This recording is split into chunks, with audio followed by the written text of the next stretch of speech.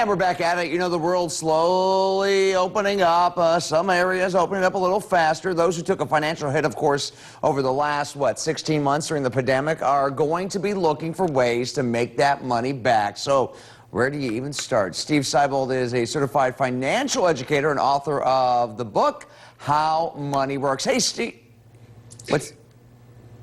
Hello, Tom Mathews. Sorry, they gave me the wrong name there. Tom, how are you? I appreciate it. I'm doing great. How are you doing, Very Frank? Very good. You can call me Bob. It's fine. Okay, yeah, no problem. Tom, let's start with this. I guess I was thinking the other day, is it best to look at your rich friends and go, okay, how are they doing it, and just copy it? Well, that's not a bad idea. You know, successful people have ways of doing things that the middle class hadn't thought of, and quite often you can pattern what you want to do going forward after watching successful people like that. Yeah, most definitely. But you know, and some folks, you know, it might be inheritance, might be family businesses and whatnot, and we don't all have that, obviously. So how do we recover? Let's say, you know, you were doing pretty well up to that pandemic, and then, of course, you had to make cuts, and you saw your income dwindle, but now we're getting back to it. I imagine still watching your spending is key.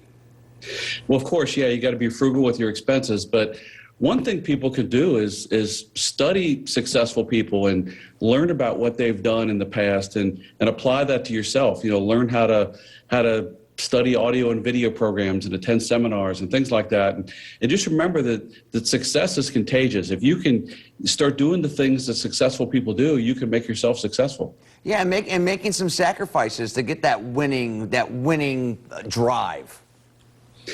Yeah, we just suggest that, you know, you get a mentor, you get somebody you can follow in your industry, in your business, you know, find a problem you can solve. There's so many challenges people are facing out there. If you can find a way to solve one of those problems, you can make yourself a business out of that. Yeah, absolutely. I mean, you look around, I mean, and it doesn't necessarily have to be a large business. You can start out small and grow it. I mean, there's still growth out there.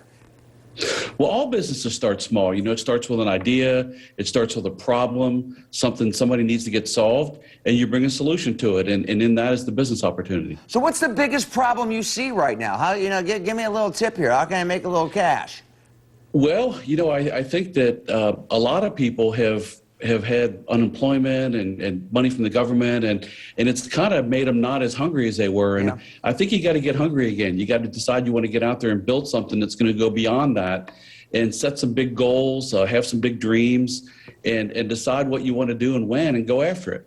Yeah, I mean, yeah, just because, you know, the wait staffs, you know, when you talk about the restaurant industry, they're taking a huge hit right now. But, you know, go and get a job as a waiter, waitress, you know, as a chef, a cook, and learn from the people who made that business successful. And you could be in the place where maybe you're hiring people in your own business 5-10 years from then. You absolutely could. You know, so many people just don't write down their goals that way. You just got to put down 5- and 10-year goals. And then from then on, everything you do is with that in mind. And so you're trying to get one step forward every single action that you take.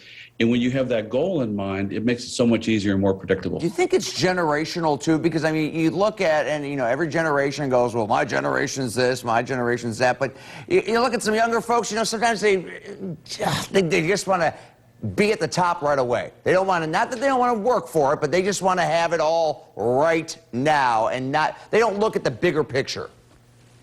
They do. You know, I totally get that. You know, when I got out of high school at St. X and got out of college at Xavier, I wanted to go straight to the top. I didn't want to have to start at the bottom and work my way up.